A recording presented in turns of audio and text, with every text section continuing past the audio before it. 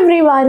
ശ്രീനാരായണ ഗുരു open യൂണിവേഴ്സിറ്റിയിൽ 6th ഇൻടേക്കിൽ admission എടുത്തിരിക്കുന്ന വിദ്യാർത്ഥികൾ ഇപ്പൊ 2nd സെമസ്റ്ററിന്റെ ഭാഗമാണ് അല്ലേ. അവരുടെ അസൈൻമെന്റ് വന്നിട്ടുണ്ട്.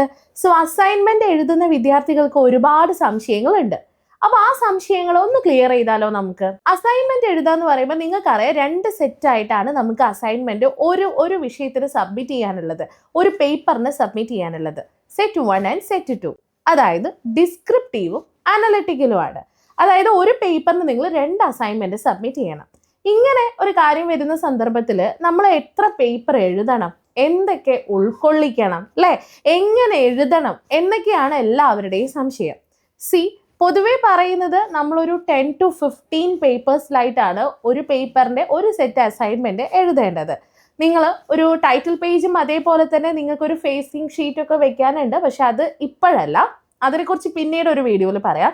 നിങ്ങൾ അസൈൻമെന്റ് എഴുതി തുടങ്ങുന്ന സമയത്ത് നിങ്ങളുടെ വിഷയത്തിനെ കുറിച്ച് നിങ്ങൾ ഏത് സെമസ്റ്ററാണ്, നിങ്ങൾ ഏതാണ് പഠിക്കുന്നത്, ആൻഡ് ഓൾസോ ഡിസ്ക്രിപ്റ്റീവ് ആണോ അല്ലെങ്കിൽ അനലിറ്റിക് ആണോ എന്നുള്ളത് ആദ്യം തന്നെ ഒരു പേപ്പറിൽ നിങ്ങൾ മെയിനായിട്ട് എഴുതി വെക്കുക. അതിനുശേഷം നിങ്ങൾ ഏത് സബ്ജക്റ്റ് ആണ് അല്ലെങ്കിൽ ഏത് വിഷയമാണ്, ഏത് ക്വസ്റ്റ്യൻ ആണ് നിങ്ങൾ അസൈൻമെന്റ് എഴുതാൻ തിരഞ്ഞെടുത്തിരിക്കുന്നത്, അത് റിലേറ്റഡ് ആയിട്ടൊരു ഇൻട്രൊഡക്ഷൻ പാർട്ട് കൊടുക്കുക. ഒരു പേജിൽ മതി. ഇനി അങ്ങോട്ടേക്ക് പല സബ് ടൈറ്റിലായിട്ട് ബോഡി ഓഫ് ദി കോണ്ടന്റ്, അതായത് നമ്മുടെ ക്വസ്റ്റ്യൻ്റെ ആൻസർ ആണല്ലോ നമ്മൾ എഴുതേണ്ടത്. അത് പല രീതിയിൽ നമുക്ക് സബ് ടൈറ്റിൽസ് ആയിട്ട് വേണം നമ്മൾ എഴുതാൻ. എഴുതുന്ന സന്ദർഭത്തിൽ ശ്രദ്ധിക്കുക, ചില പേപ്പറുകൾക്ക് നിങ്ങൾ നിർബന്ധമായിട്ട് ഫുട് നോട്ട് കൊടുക്കേണ്ടതായിട്ടുണ്ട്.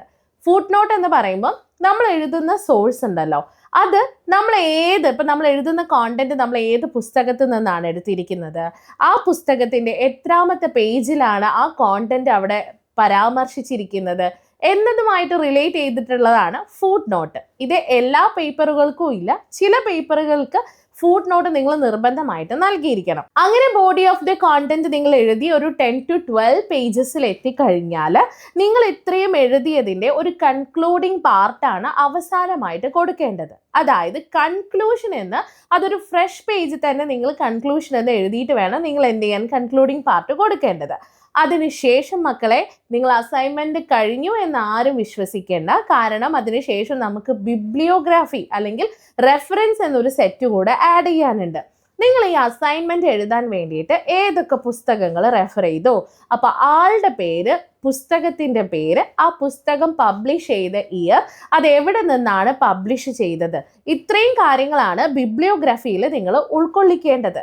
അറ്റ്ലീസ്റ്റ് ഒരു 10 ബുക്സിൻ്റെ പേരെങ്കിലും അതിൽ നിങ്ങൾ എഴുതിയിരിക്കണം. അതായത് ഒരു 10ഓളം ബുക്സ് എങ്കിലും റെഫർ ചെയ്തിട്ട് വേണം നിങ്ങൾ ആ ഒരു അസൈൻമെന്റ് എഴുതി കംപ്ലീറ്റ് ചെയ്യാൻ. ഇതന്നെയാണ് നിങ്ങൾ സെറ്റ് 2വിലും ഫോളോ ചെയ്യേണ്ടത്. ഇനി അസൈൻമെന്റ് എഴുതാൻ ഡിഫിക്കൽട്ടാണ്, ഈ പാറ്റേൺ ഫോളോ ചെയ്യേണ്ടത് എങ്ങനെയാണ് എന്നതിനെ കുറിച്ചിട്ട് കൃത്യമായിട്ടുള്ള ധാരണ അത് നിങ്ങൾക്ക് ഇല്ല എന്നാണെങ്കിൽ നിങ്ങൾ ചെയ്യേണ്ടത് ഫ്യൂച്ചർ പ്ലസ് അക്കാദമിയെ ഒന്ന് കോൺടാക്ട് ചെയ്യുക. കാരണം ഞങ്ങളുടെ ഈ ലേണിൽ നിങ്ങൾക്ക് ആവശ്യമായിട്ടുള്ള അസൈൻമെൻറ്റ് ഞങ്ങൾ ഓൾറെഡി ശരിയാക്കി റെഡിയാക്കി വെച്ചിട്ടുണ്ട്.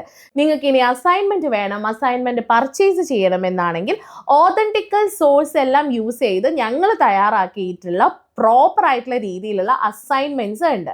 അതിനായിട്ട് താഴെ കാണുന്ന നമ്പറിൽ കോൺടാക്ട് ചെയ്യുക. അപ്പോൾ ഇനി അസൈൻമെൻറ്റ് എങ്ങനെ എഴുതണം എന്നുള്ള കാര്യത്തിൽ യാതൊരു സംശയവും വേണ്ട.